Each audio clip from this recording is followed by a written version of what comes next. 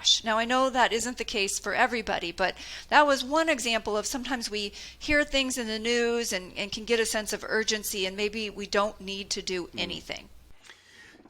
So as you say that, it strikes me that too, a lot of folks who are building in inflation adjustments for expenses have to deal with the fact that for many years we were in a zero interest rate environment. And so if we were adding inflation adjustments in a zero rate environment, maybe we sort of built in this cushion already, potentially. Yeah, that is the case for, many of our clients. We had assumed that, they would need to spend a little bit more each year in retirement. And for almost a decade, that wasn't the case. Now, we did have a build-up reserve that we could use to increase their withdrawals now that inflation has kicked in. So certainly that is the case. There's also a difference between the time frames you look at. Inflation is real. So I don't mean to minimize it or say that it's not going to have an impact. That's not true. It will, and it does. But when we zoom out and look at what inflation might be over 30 years, it's likely not going to be outside of around that 3% range that many people use in their financial planning projections. Now, if we look just at a very narrow time frame, a 5-year time frame, yes, it could be significantly higher, just as we had 10 years where it was significantly lower. And so when you're planning over the long term, it often means there's nothing you need to do urgently right now. Now, that being said, there are steps you can take to help protect your plan against inflation, and those are always smart things to do. There is a paper that came out in 2020, an NBER paper that studied the effect of COLAs, cost of living adjustments, in pensions. And what they showed was that, now again, nobody wants to hear this, but that if you eliminated a 3% cost of living adjustment on a pension plan, and some pension plans are looking for ways to make their benefits last longer, and so they may reduce the inflation component that they pay out to their retirees. Now, if they were to do that, you could make up the difference by working just 4.5 months longer. They also said if you eliminated a 5% inflation adjustment, you could make up the difference by working just 7 months longer. So, of course, one of the biggest things we can do to protect our future selves, our future retirement against the impact of inflation is to work longer. Even if it's just half a year, that could make a big difference. The other thing we can do is delay the start date of Social Security. Social Security benefits went up by over 8% last year. Now, if you're already retired, you saw that increase in your Social Security paycheck. It happened automatically. But many people who are not taking Social Security yet don't realize that that increase also impacted their future benefits.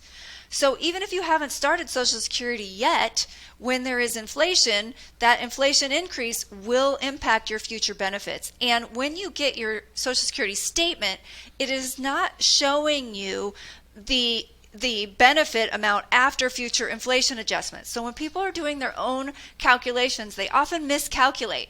They don't realize that they will get more than what's on their statement because of these future inflation adjustments.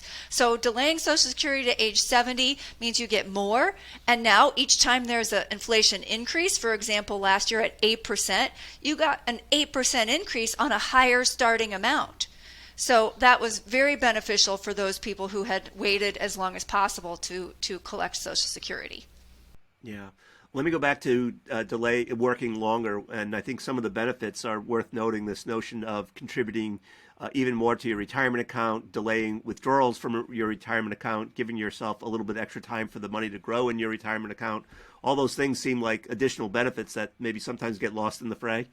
They do. They get lost in the fray, or sometimes people just don't want to wait any longer, right? That's the reality. When you've hit your end point and you just have to get out of your current position, sometimes, we can talk to you all day long about working longer, but you're like, no, I got to make this work. Yeah. And so, but always delaying the day at which you have to take withdrawals, or working an extra year, even half a year, delaying Social Security, those things have a big impact. Yeah. So it's also, I think, worth noting, too, that when we think about inflation and we think about expenses in retirement, some studies have suggested that retirement actually declines on a real basis in retirement. And so is that worth noting as well? It is. And so, when you look at how retirees spend money, it can be broken into the go-go years, the slow-go years, the no-go years. And the go-go years, early retirement, people are often traveling and, they might be remodeling the home. They might be catching up on hobbies that, things they haven't done for years. But when you get into the slow-go years, usually around early, certainly by mid-70s, spending slows down. People aren't shopping as much. They're not eating out as much. They're not traveling as much. And so spending does slow down. And so that can be factored into someone's retirement plan, where you build in that they may need additional spending in their first 5 to even 10 years of retirement, and then that will taper off later in retirement. So we see that in real life with clients we've had now for over 20 years. So we've watched them go through these phases, and I would say the majority of them, certainly the majority, over 60%, when we offer inflation raises each year, because that is built into our projections, they will say, no, I don't need any more. What you're sending me already is sufficient. Now, that's when they are in those slow go years in their 70s.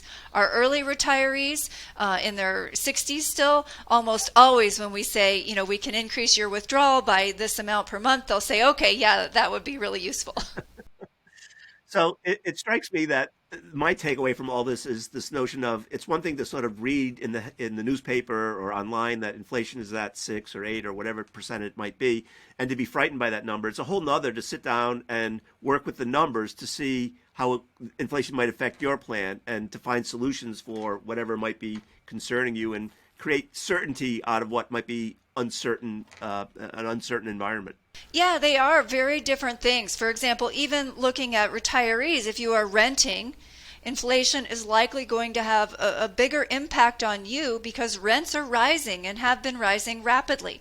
But if you have a mortgage, the principal and interest portion of that mortgage is fixed, or you may have paid off your mortgage. So even looking at a retiree with the exact same resources, one has a mortgage payment, the other one had the same amount of rent payment, well, inflation is going to impact that renter in a much bigger way than it's going to impact the person with the mortgage at a fixed rate. And so just reading the headline news, it doesn't necessarily tell you whether it's going to impact you. The other thing we see are a lot of, talk about portfolio strategies to account for inflation. Now, if you have accurately accounted for inflation in your spending plan for retirement, meaning let's say you needed to withdraw, $70,000 a year, and each year you know that you would need to withdraw a little bit more, then most of that should already be built into your plan. But if your spending plan for retirement just said, well, I need $70,000 and somehow that has to keep up with inflation, then you might be trying to figure out, well, how do I make the portfolio do that? And so there are two different ways of approaching it.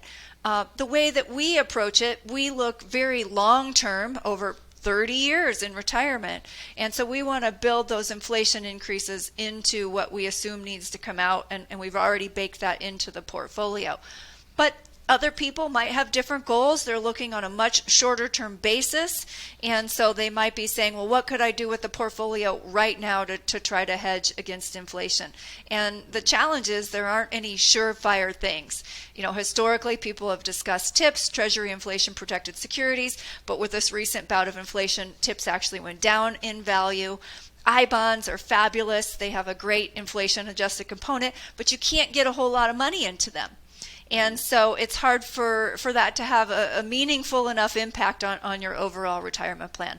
So there aren't any great solutions like magic investment solutions. I wish there were. It's back to the good old grassroots things of working longer, delaying Social Security, and understanding how it's actually impacting your household, not just what the headline news is saying. All right, Dana, we covered a lot of ground. Anything we missed or anything that just bears reemphasizing? I think that's about it. All right, Dana. Thanks again for sharing your knowledge and wisdom with us. It's so greatly appreciated. You're welcome.